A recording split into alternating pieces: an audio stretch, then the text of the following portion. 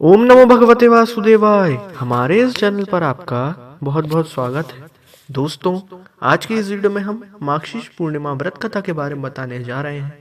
दोस्तों, आशा करते हैं कि भगवान विष्णु की कृपा आप पर बनी रहे और आपकी सारी मनोकामनाएं भी पूरी हों। दोस्तों, अगर आपने हमारे चैनल को अभी तक सब्सक्राइब नहीं किया है तो सबसे पहले जाके हमारे चैनल को सब्सक्राइब करें एवं बेल आइकन दबाएं, जिससे कि आने वाली वीडियो आप तक जल्दी पहुंच सके। दोस्तों, जैसा कि आप जानते हैं, मार्गशीर्ष पूर्णिमा कई जगहों पर सांस्कृतिक उत्सवों के रूप में मनाई जाती है। इस दिन भजन कीर्तन के साथ साथ दान पुण्य के कार्य करना भी विशेष माना जाता है। इस साल मार्गशीर्ष पूर्णिमा 15 दिसंबर को मनाई जा रही है। मार्गशीर्ष पूर्णिमा के दिन कई श्रद्धालु उपवास रखते हैं। धर्म ग्रंथों अनुसार इस पूर्णिमा के दिन व्रत रखने से जीवन के सभी कष्टों से छुटकारा मिल जाता है। ये व्रत बेहद फलदायी माना गया है। इस व्रत में भगवान विष्णु और चंद्रदेव की पूजा की जाती है। तो दोस्तों, आइए जानते हैं मार्गशीर्ष पूर्णिमा की व्रत कथा के बारे में।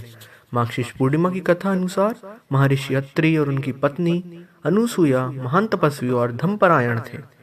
महर्षि अत्रि अपने तप और योग बल के कारण सभी में बहुत सम्मानित थे और उनकी पत्नी अनुसुईया भी अपनी पतिव्रता और सतीत्व के लिए काफी प्रसिद्ध थी।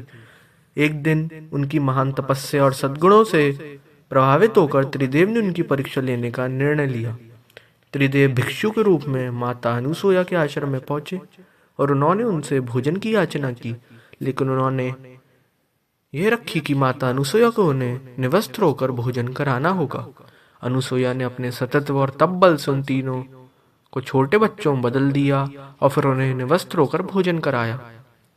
जब महर्षि अत्रि वापस लौटे तो उन्होंने देखा कि 3 छोटे छोटे बच्चे अनुसुईया के पास खेल रहे हैं। इसके बाद अनुसुईया ने अपनी पूरी घटना उन्हें बताई।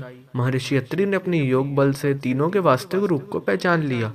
इसके बाद महर्षि अत्रि और अनुसुईया की भक्ति और तप से प्रसन्न होकर त्रिदेव अपने वास्तविक रूप में आ गए और उन्होंने उन्हें वरदान दिया। देव ने महर्षि के यहाँ एक पुत्र के रूप में जन्म लिया।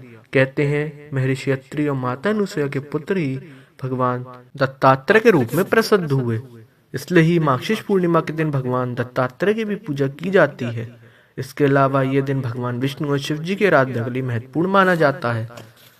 तो दोस्तों, बोलिए विष्णु भगवान की जय, शंकर भगवान की जय। दोस्तों, आशा करते हैं कि मार्गशीर्ष पूर्णिमा की व्रत कथा आपको पसंद आई होगी। तो दोस्तों, आइए जानते हैं मार्गशीर्ष पूर्णिमा पर करने वाले कुछ विशेष उपायों के बारे में, जिससे मां लक्ष्मी और विष्णु जी की कृपा जातकों को विशेष रूप से प्राप्त होती है। पूर्णिमा के दिन पीपल के पेड़ के पास दीपक जलाना चाहिए। उससे पहले जल में दूध और गुलाब डालकर पीपल पर अर्पित करना चाहिए। कहा जाता है कि इससे धन की देवी प्रसन्न होती हैं। दूसरा उपाय, पूर्णिमा तिथि के दिन शाम के समय घर के बाहर घी का दीपक जलाकर रखें। ऐसा करने से धन लक्ष्मी प्रसन्न होंगी। तीसरा उपाय, पूर्णिमा तिथि के दिन घर में केले के पत्ते का मंडप सजाकर स्नान के बाद सत्यनारायण भगवान की कथा करनी चाहिए। भगवान को पंचामृत और पंजीरी का भोग लगाना चाहिए। माँ लक्ष्मी को चुनरी चढ़ानी चाहिए। इससे माँ लक्ष्मी प्रसन्न होती हैं। तो दोस्तों, ये थे मार्गशीर्ष पूर्णिमा पर करने वाले कुछ विशेष उपाय। दोस्तों, आशा करते हैं कि आपको हमारी वीडियो पसंद आई होगी। दोस्तों, आशा करते हैं कि भगवान विष्णु और भगवान शंकर की कृपा आप पर बनी रहे और आपकी सारी मनोकामनाएं भी पूरी हों।